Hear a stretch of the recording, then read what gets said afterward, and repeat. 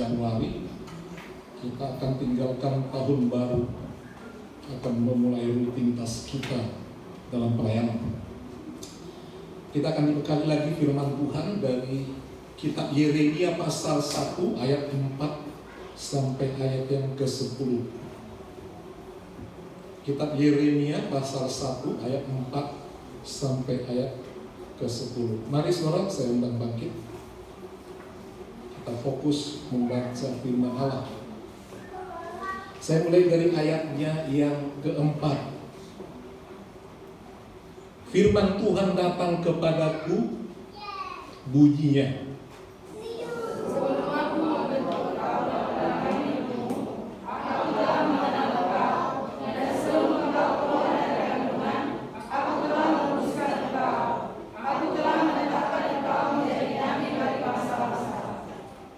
maka aku menjawab, Tuhan Allah, sesungguhnya aku tidak pandai berbicara, sebab aku ini masih muda.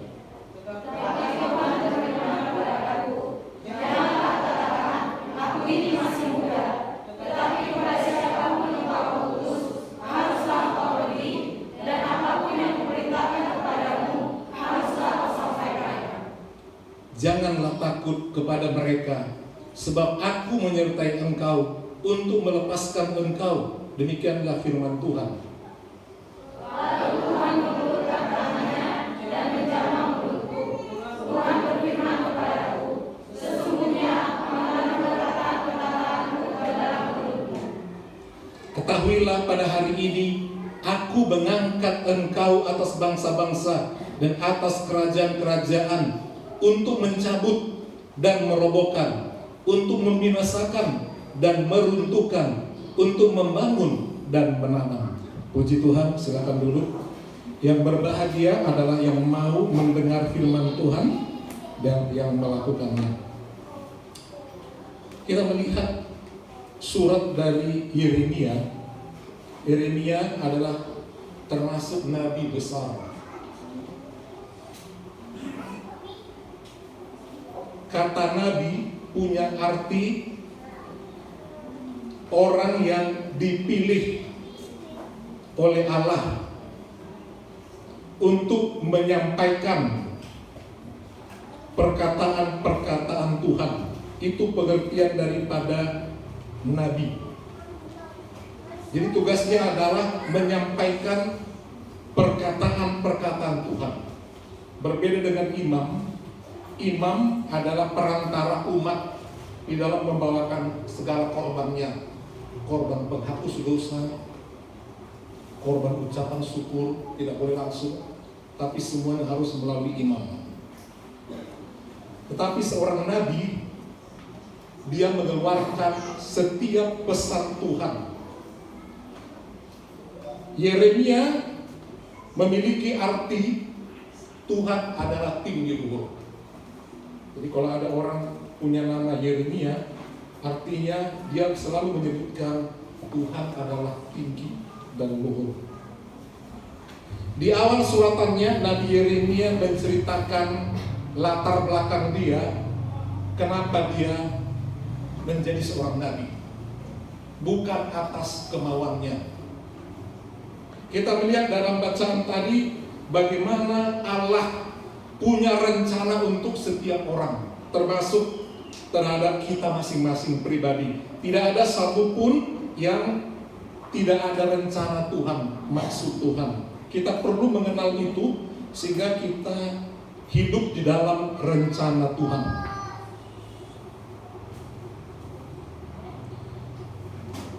Dikatakan firman Tuhan datang kepadaku. Jadi bukan dia yang mencari Tuhan, bertanya kepada Tuhan, dia biasa saja.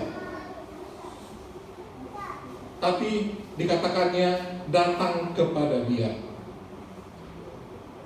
Kalimatnya sangat jelas. Sebelum aku membentuk engkau dalam rahim ibumu. Artinya, kejadian daripada kita manusia ini belum lagi dibentuk, belum lagi menikah orang tua kita, bapak sama mama. Jadi belum dibentuk. aku sudah mengenal engkau. Artinya aku sudah merencanakan, dan dalam rencana itu akan ditentukan nanti orang ini akan bagaimana jadinya, apa yang harus dia kerjakan, dan apa kemampuan yang Tuhan beri.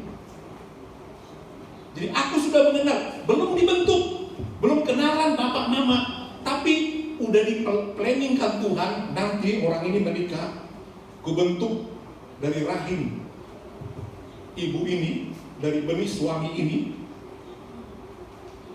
namanya Yeremia.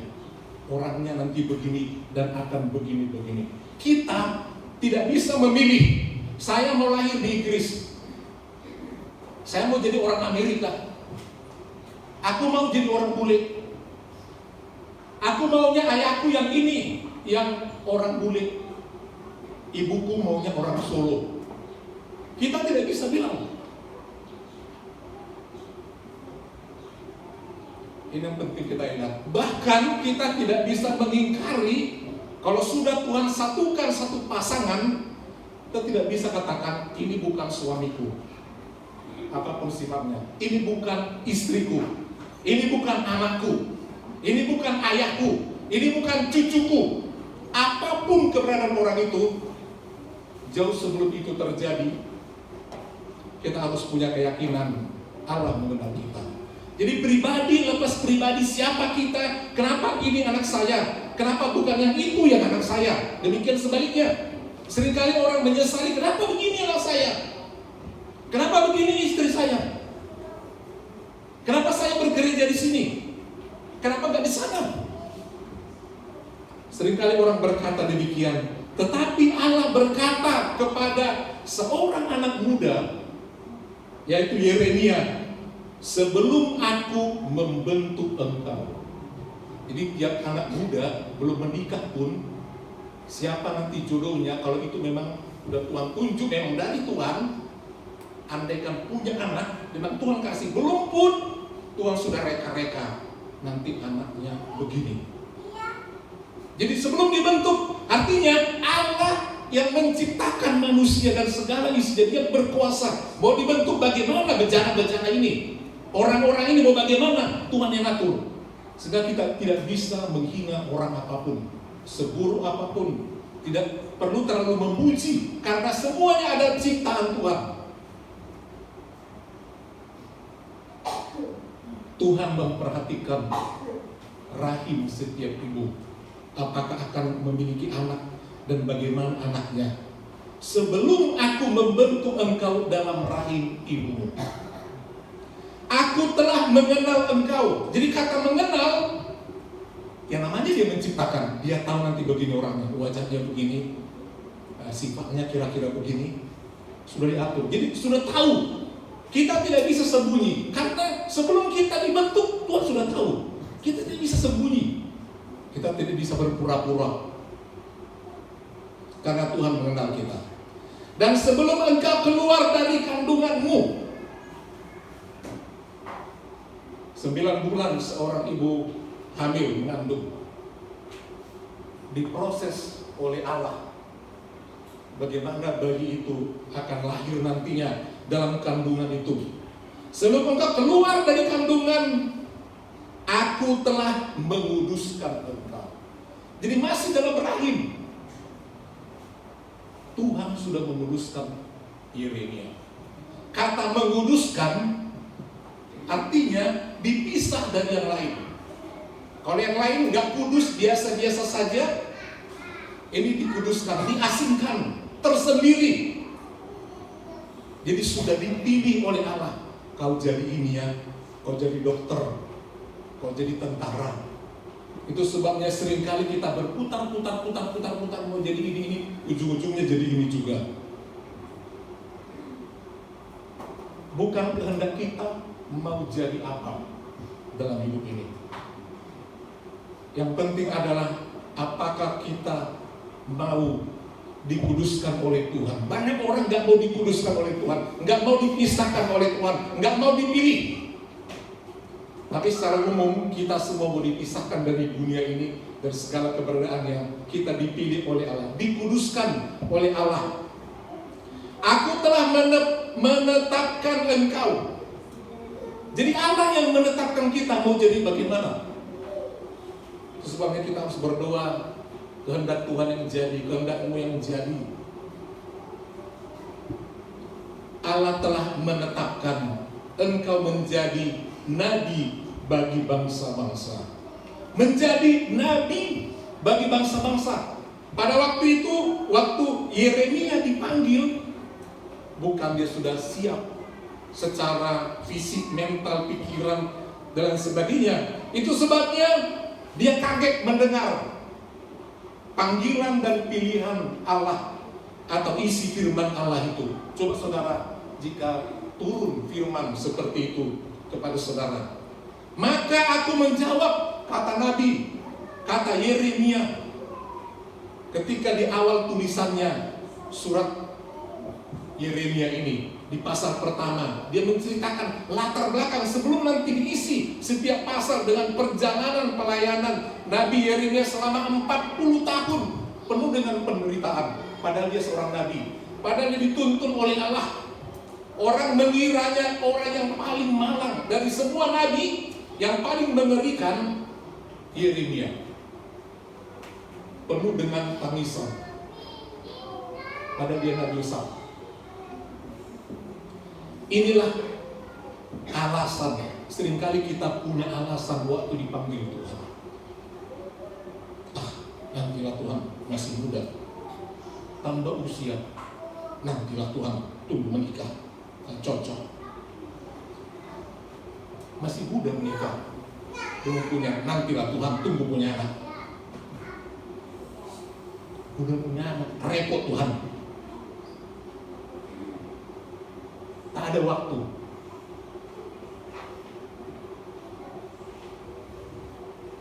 Makin tua, Tuhan ingatkan lagi, udah berumur, nggak kuat lagi Tuhan, udah sakit pinggang, melangkah pun udah susah. Setelah dia sakit-sakit, dia mulai berpikir, wah, perjalanan hidup sekian puluh tahun, apa yang sudah aku perbuat bagi dia? Akankah aku diterima di tempat dia? Bagaimana hubungan selama ini dengan dia? Bisa nggak aku diizinkan nggak masuk ke sana? Selama hidupnya, paling kalau misalnya kebaktian, antar istrinya, "Ma, mau kemana?" "Gereja." "Ya udah, Papa antar." "Mau kemana?" "Kau wanita." "Ya, Papa antar." "Mau kemana?" "Ada ibadah sektor." "Ikut apa?" "Di luar saja." "Mau kemana, Ma?" "Ada kunjungan doa, sakit." "Ya udah, Papa antar." Dia baik. Kalau sakit istrinya, "Kenapa nggak gereja?" "Sakit." "Ya udah, antar ke dokter." Satu kali ketika dia ingin melayani, udah sakit-sakit, "Tuhan panggil aku." "Iya." Jawab Tuhan, "Aku memanggilmu, tapi bukan melayani, panggil ke tempat asalmu." Tidak sempat lagi berbuat apa-apa. Ketika dia waktunya untuk masuk,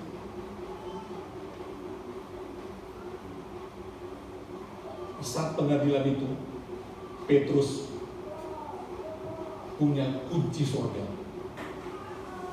Ada firman berkata, "Kepadamu kuberikan kunci, apa yang kau ikat di bumi, terikat.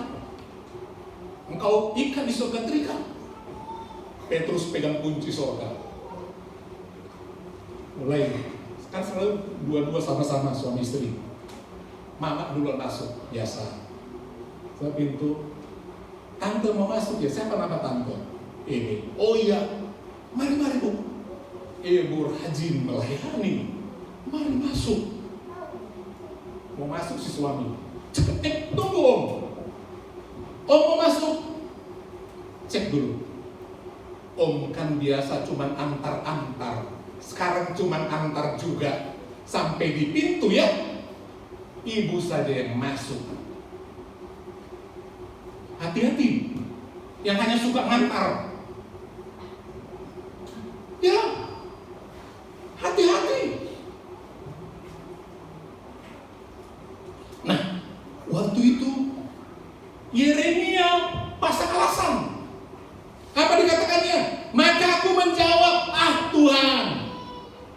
Kata Bapak Gembala, mau jadi majelis? Masih muda om. Sekolah minggu ya main musik ya Hati-hati loh. Hati-hati. Tuhan Allah, sesungguhnya aku tidak pandai berbicara. Ketahui saudara, Tuhan tidak mencari orang pandai. Bukan dia tidak suka, dia suka orang yang mau ikut. Soal pandai nanti Tuhan yang ngatur. Tuhan kasih kebijaksanaan, Tuhan bisa perlengkapi. Karena kita katakan, Tuhan aku udah punya baju baru untuk gereja, nggak punya sepatu. Bagi Tuhan mudah namanya Tuhan untuk kasih. Burung di udara dia pelihara. Tuhan nggak bisa, aku nggak punya motor, minta dijemput. Atau beli dulu motor atau mobil, baru ke gereja. Apa harus seperti itu? Yeremia, dia ngeles, pasang alasan, dia menunda. Bukankah seringkali kita pasang syarat untuk mau mengikut Tuhan, melayani Tuhan di usia kita yang sangat singkat ini? Kita pasang lagu-lagu apa-apa untuk menghindar akan rencana Tuhan. Tuhan sudah mengenal kita dari leluhur kita, dari gen orang tua kita. Jadi alasannya dikatakan, sesungguhnya aku tidak pandai berbicara. Rupanya berbicara itu sangat penting. Pengkhotbah, penginjil, majelis perlu pintar berbicara. Ya, di sekolah kita pandai berbicara, di pekerjaan perlu berbicara, itu penting. Jadi berkata memang dia sadar, aku nggak pandai berbicara. Nggak pandai berbicara bukan berarti dia nggak tahu bahasa Ibrani, nggak tahu bahasa Aramik, enggak. Artinya memilih kata yang tepat, ya, memilih kata yang bijaksana, itu yang disebut pandai. Bukan asal tahu dia bahasa Batak, nggak begitu. Pandai tahu menggunakan kata, waktu, tempat, pemilihan kata. Aku nggak pandai berbicara. Alasannya mengikuti pengalaman, belum sekolah tinggi, belum banyak pergaulan. Alasannya dikatakan belum pandai berbicara karena masih muda. Memang anak muda kalau ngomong asal keluar. Ya, sebab aku masih muda. Kata masih muda dalam bahasa aslinya Ibrani itu umur di bawah 20 tahun. Itu terjemahannya. Saya bahasa Indonesia tidak ada satu kata untuk mengartikan masih muda. Dia dipakai dengan kata, dua suku kata masih dan muda. Tidak ada kategori usianya. Tapi dalam bahasa Ibrani itu di bawah 20 tahun. Kalau sekarang itu masih kayaknya anak SMA, anak muda SMA. Jadi masih muda.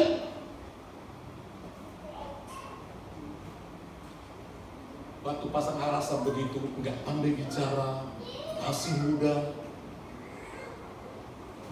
Tuhan tentu berpikir, iya, kau kan aku yang membentuk, aku udah kenal kamu. Bahkan belum apa-apa, belum ada kau masih angin lalu. Aku sudah merencanakan engkau. Lalu Tuhan menjawab ayat 7, tetapi Tuhan berfirman kepadaku. Artinya sesuatu yang berbeda, yang tidak mengaminkan kata muda. Memang masih muda, tahu masih muda secara usia, tahu belum tahu berbicara. Kita melayani bukan karena kita pandai berbicara, Bapak. Amin. Ya, bukan karena pandai, bukan juga karena usia udah cukup pintar berbicara. Kadang-kadang yang tua pun tak tahu berbicara, asal bocor, nggak tahu dia berbicara sama anak, pindah kata. Kepada laki kah dia berbicara? Kepada orang kah dia berbicara? Kepada menantu kah dia sedang berbicara? Kadang-kadang orang nggak tahu aturan main. kepada orang tua, kepada suku tertentu. Ada budayanya, caranya, etikanya. Jadi memang kepintaran berbicara perlu dipelajari, mempelajari budaya.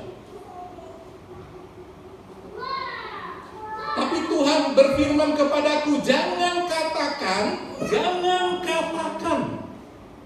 Seringkali kita berbicara pasang-pasang. Tuhan, aku begini, nggak punya mobil.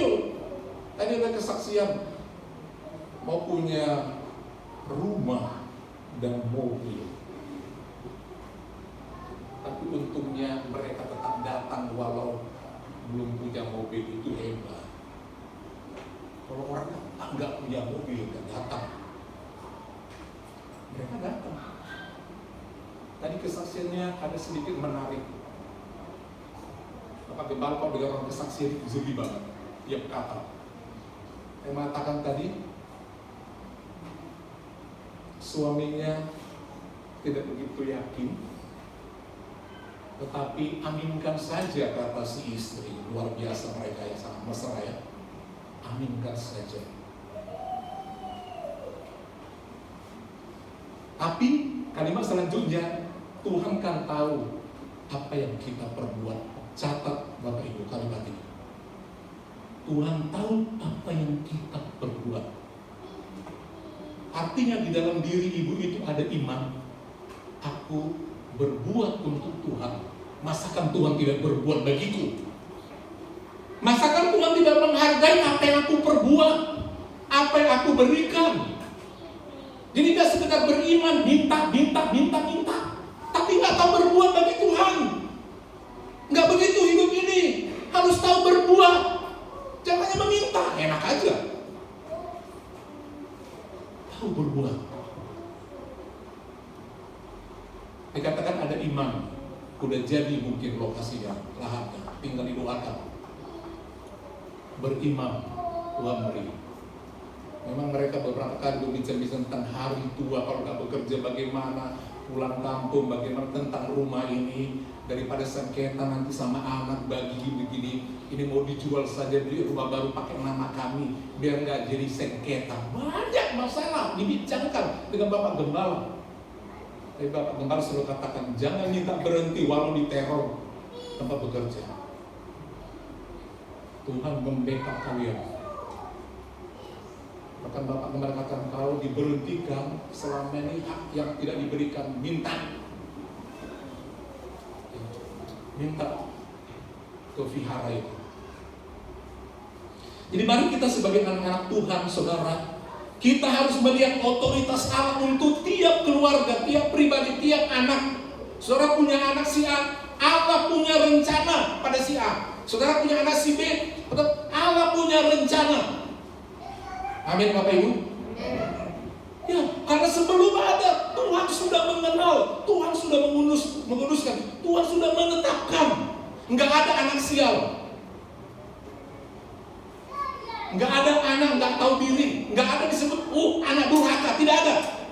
Anak sedikit. Jangan sempat katakan kata-kata begitu kepada anak. Jangan. Amin Bapak Ibu. Jangan itu anak saudara. Saudara harus berkati. Baiknya baik saudara. Apapun kelemahan anak, saudara harus bisa memberkati. Sebab Allah punya rencana indah untuk setiap anak-anak kita. Amin Bapak Ibu. Amin. Ya. Jika saudara ingin punya keturunan yang diberkati, berkati dan berkati. Sebab Allah ingin memberkati. Punya rencana indah.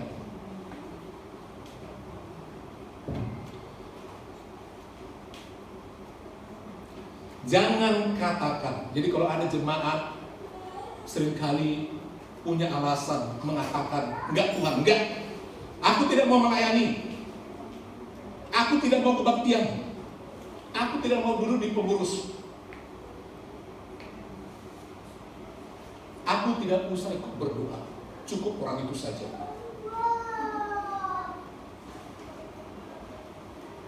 Pegang apa yang ada pada kita. Sebagai apa kita.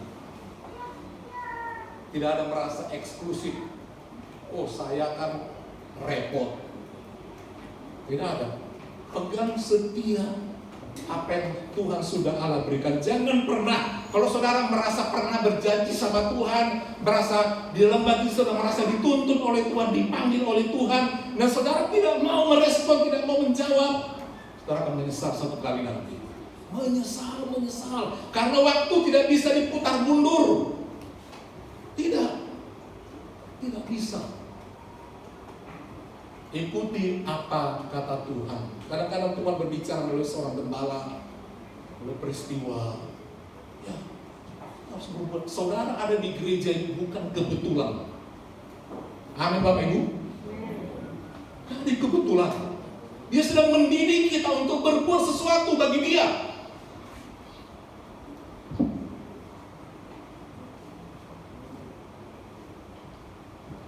Tetapi dikatakan, jangan katakan aku masih boleh. Jadi jangan ada yang pasang alasan.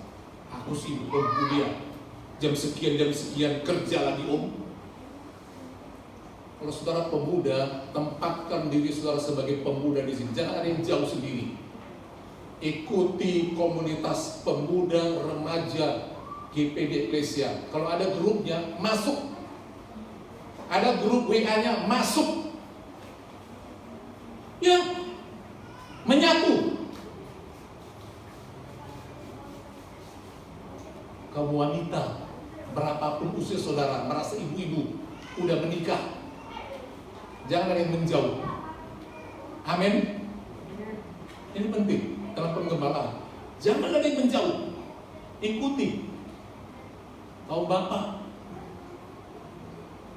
kita yang selalu diperhitungkan dalam Alkitab, selalu dicatat. Yang nomor 1 dicatat Qur'annya, paling dihitung laki-laki. 5.000 orang ikut makan laki-laki. Begitu berharganya nilai laki-laki, kehadiran laki-laki, karena dia pembawa berkat. Aktif bapak-bapak di gereja. Kalau mau diberkati istri, anak-anak, itu dari kepala duluan. Demikian juga anak-anak. Coba bayangkan kalau orang tua suruh ini, kita menolak. Nabi Yeremia ketika dia dipanggil, dia akhirnya tidak bisa menolak. Dia mau mentaatinya. Janganlah katakan aku ini masih muda. Allah melarang kita masang alasan. Tetapi kepada siapapun engkau kuutus, kepada siapapun engkau kuutus, kepada siapapun engkau kusuruh melayani, kepada siapapun kusuruh engkau berdoa, kepada siapapun kusuruh engkau katakan ini, ingatkan ini, tegur ini, puji ini, ingatkan, jemput. Kepada siapapun engkau kuutus, haruslah engkau pergi. Amin Bapak Ibu. Jadi jangan diam sendiri. Kita diutus berbuat sesuatu untuk membawa orang dekat sama Tuhan. Mendoakan, menyembuhkan, memberi sesuatu, menolong. Dan apapun yang kuperintahkan kepadamu haruslah kau sampaikan. Pesan Tuhan ada pada kita untuk kita sampaikan. Kadang-kadang Bapak Gembala sedang berdoa, bisa tiba-tiba itu merasa sekali pergi ke sana berdoa, pergi ke sana berkunjung, lihat di sana mereka kekurangan ini, antar ini. Kita harus peka. Ya, kita harus ada rasa kepedulian kepada siapapun yang engkau kuutus. Di hati ini mesti ada pertimbangan. Kalau Tuhan gerakkan saudara beribadah, bawa persembahan, bawa. Jangan kasih cukup segitu, jangan kasih cukup segitu. Tapi kalau Tuhan katakan tambah lagi, tambah. Tuhan katakan jangan kasih, jangan. Itu perlunya kita dekat sama Tuhan. Sehingga melalui kita berdoa, kita mendengar Tuhan menjamah kita. Karena Tuhan bekerja di hati kita. Orang-orang yang perlu ditolong bisa dipakai Tuhan kita untuk menolong. Amin Bapak Ibu. Pada siapapun kita diutus, jalan. Itu sebabnya kita dipilih ada pengurus. Jadi pengurus ini, jangan.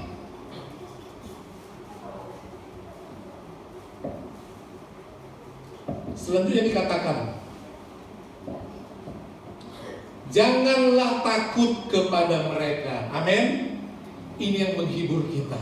Kalau dengan kekuatan kita takut. Begitu takut. Bagaimana nanti ini Tuhan? Bagaimana ini? Jujur sebagai hamba Tuhan, sebagai manusia, ya kita bisa aja merasa takut. Bagaimana besok ya jalannya ibadah? Bagaimana besok ya gereja?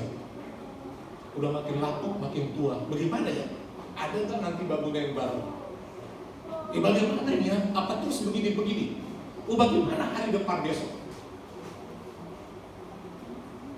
Materi, kesehatan, macam-macam. Tapi ketahuilah, ada jaminan firman Allah, jangan takut kepada mereka, kepada masalah apapun. Kita sebagai anak-anak Tuhan, kita sudah menjadi anak Tuhan. Jangan takut bukan karena kita punya simpanan, punya backing, punya kelebihan. Jangan takut karena Tuhan menyertai. Allah bisa menolong, memberikan jalan keluar. Ini yang kita pegang. Selama Tuhan beserta kita, nggak usah takut. Tapi kalau saudara jauh dari Tuhan, pastilah takut. Kemampuan kita tidak cukup, saudara. Tapi kalau kita memang mau ikut Tuhan, Tuhan katakan jangan takut, aku ada. Aku bisa gerakkan orang loh. Aku bisa lembutkan hati orang. Aku bisa atur cuaca keadaan sedemikian rupa sehingga menolong engkau. Aku yang punya kuasa. Sebelum engkau ada, aku sudah mengenal engkau. Kau nanti tinggal di sana. Kau nanti dapat ini.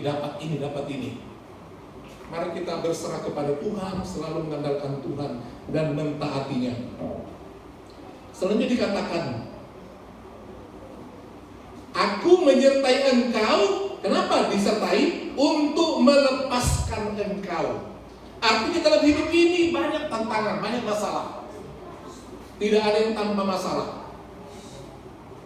Tadi 2 Patarigan dikatakan kami punya banyak apa? Kalau dengar tampilannya, banyak apa? Banyak hepeng? Banyak apa tadi? Wah, masa gak didengar doa kawan? Doa kawan kan doa kita. Apa katanya? Banyak apa? Apa? Banyak pergumulan. Saudara punya banyak pergumulan? Gak sehat saudara kalau gak punya banyak pergumulan. Harus banyak pergumulan untuk maju, bergumul. Dapat uang, bergumul. Dapat kesehatan, bergumul, itu pergumulan. Dapat kemajuan, harus bergumul, berjuang. Ada penyakit, bergumul supaya sehat. Tapi ketahuilah, bahwa Tuhan sudah mengenal kita, sudah menguduskan kita. Dikatakan, aku akan melepaskan engkau, menyertai engkau untuk melepaskan engkau. Amin. Lu bahagia sekali, Tuhan menyertai dan melepaskan. Ini yang membuat kita sukacita. Jadi jangan takut, Tuhan menyertai. Walau ada kesulitan, kalau Dia ada, tetap ada masalah. Murid-murid dalam perahu, ada Tuhan Yesus datang juga ombak. Saudara naik kapal, mungkin pulang kampung udah bersaksi, ya tolong kami doakan di jalan supaya beres-beres. Di kapal saudara mabuk-mabuk. Apa Tuhan gak menyertai? Coba dijawab, apa Tuhan gak menyertai? Menyertai. Andai kampung tenggelam kapal itu, Tuhan menyertai saudara? Menyertai. Hidup ini pergumulan loh. Gak ada yang mulus-mulus, gak ada. Mau kesehatan, mau pekerjaan, macam-macam. Tapi ingat, jangan tinggalkan Tuhan. Tuhan menyertai dan melepaskan. Ini enaknya bertuhan itu. Jangan tinggalkan gereja, jangan tinggalkan Tuhan. Kita nggak tahu ke depan kesulitan apa. Kita tidak tahu. Gejolak politik kita nggak tahu ke depan. Semua bisa berubah sewaktu-waktu. Dunia kita nggak nggak tahu apa yang akan terjadi. Apakah terjadi perang dunia ketiga? Karena mulai heboh. Pergantian presiden nanti bagaimana kira-kira, ibu kota pindah, akan terjadi huru hara. Belum bencana macam-macam. Bagaimana kita nggak tahu. Apakah gereja bisa tetap tenang di Indonesia ini? Begitu banyak tekanan, kita nggak tahu. Tapi ketahuilah, Allah berkata, Tuhan menyertai dan akan melepaskan. Dan selanjutnya untuk meyakinkan pemuda itu, dia berkata, lalu Tuhan mengulurkan tangannya. Amin. Amin. Orang yang berserah kepada Tuhan, tangannya terbuka, mengulurkan tangannya, yang tidak mau lagi pasang alasan, mengulurkan tangannya dan menjamah mulutku. Dengan tangan itu, nurhatnya jamah mulut. Tadi dikatakannya, aku tidak pandai bicara, tapi tangan Tuhan tempelkan ke mulut itu. Taruh perkataanku. Kau bilang kau muda gak tahu berbicara. Sekarang kau bisa, punya hikmat, punya wibawa, punya kuasa. Memang muda, tapi tidak sembarang. Aku sudah menjamah mulutmu. Ini yang penting, kasih mulut untuk Tuhan. Dijamah oleh Tuhan. Tuhan berfirman kepadaku setelah tangan itu menjamah mulutnya, sesungguhnya aku menaruh perkataan-perkataanku. Tuhan menaruh perkataan-perkataan Tuhan kepada kita di dalam melayani. Amin Bapak Ibu. Saudara dikasih kesempatan berkhotbah, imani saudara sedang dipakai oleh Tuhan. Dia taruh perkataan-perkataan Tuhan. Saudara jadi pengurus di kaum wanita, imani, pede. Tuhan taruh perkataan-perkataan Tuhan untuk memberkati semua kita. Pakai mulut itu, perkataan-perkataan Tuhan yang kita ucapkan, itu akan memberkati. Ketahuilah pada hari ini, aku mengangkat engkau atas bangsa-bangsa. Kenapa pada waktu itu dipilih Yeremia? Kerajaan Yehuda, bangsanya, rakyatnya memberontak kepada Tuhan. 3 kali bangsa Yehuda dibawa ke pembuangan. Dan mereka juga, saudara, dijajah oleh 5 bangsa. Ya. Ada banyak bangsa yang diserang, sampai 5 raja.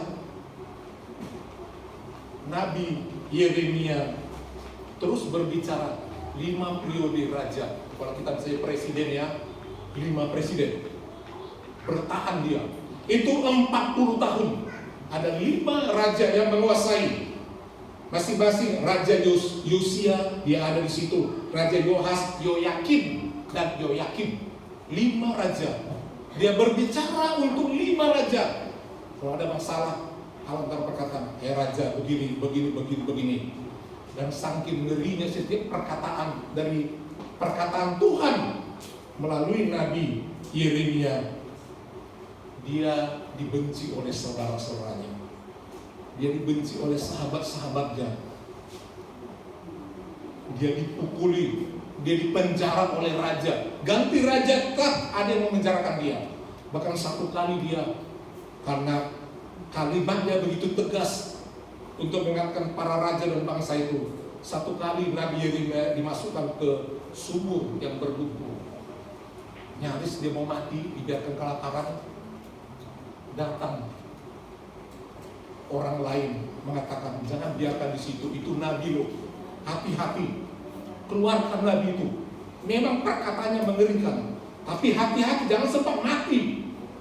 Akhirnya Yeremia ditarik dengan mengambil pakaian-pakaian buruk, diturunkan seperti tali dijepit ke ketiaknya, baru diangkat. Di situ keluar, dia mandi, berbicara lagi atas nama Allah. Kalau saudara baca kitab Nabi Yeremia, pergumulannya sangat mengerikan. Jadi kalau kita dimengiring Tuhan, bukan berarti semua menjadi mulus. Bukan berarti tanda kita diberkati, banyak jemaat, banyak orang, banyak uang, semua beres. Tidak, bukan seperti itu. Tanda kita diberkati oleh Tuhan adalah kalau kita mentaati Tuhan. Itu tanda kita diberkati oleh Tuhan. Ya, bukan dihitung daripada udah punya ini, bukan. Yang Tuhan lihat adalah ketaatan. Ketaatan. Ini simbol diberkati bukan semuanya ada, bukan semuanya mulus, tapi ketaatan. Yeremia nabi besar, tapi kehidupannya penuh dengan cercaan. Dia terus melayani selama 40 tahun. Bahkan kalau saudara baca kitab ini, dia tidak diizinkan oleh alasan menikah, saudara. Artinya dia hidup selalu sepi. Tuhan suruh ke ini, Tuhan suruh ini, Tuhan suruh ini. Gimana kita sebagai anak-anak Tuhan, saudara, andalkan Tuhan. Amin. Izinkan tangan Tuhan terulur sama saudara. Jangan lagi merasa kita khawatir dalam hidup ini. Izinkan Tuhan memakai kita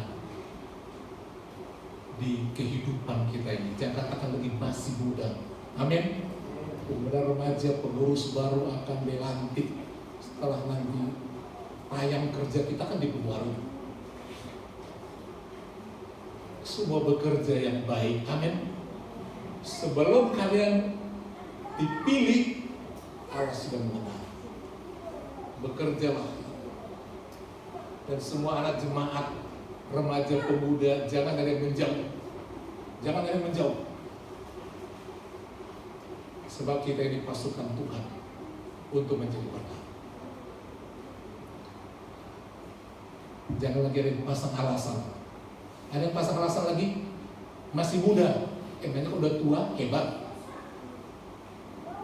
Ya, belum punya motor, udah punya motor kemana? Jalan-jalan. Udah punya mobil, sibuk, jalan-jalan juga.